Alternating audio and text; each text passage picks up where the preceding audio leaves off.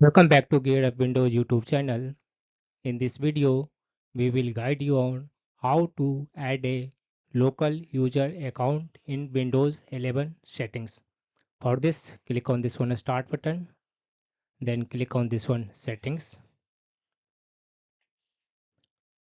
In the Settings window, in the left sidebar, click on this one Accounts. On the right, scroll down and find Accounts Settings section.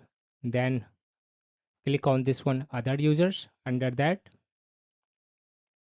here click on this one button, Add Account.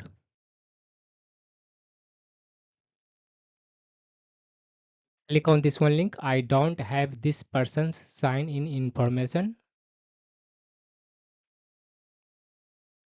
Now click on this one link, add a user without a Microsoft account. Here name the user,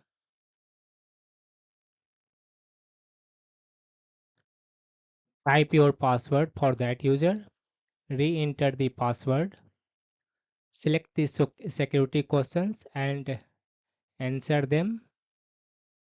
You need to select 3 security questions and answer them properly. Then click on this one next button. This will add a local user account on your Windows 11 PC.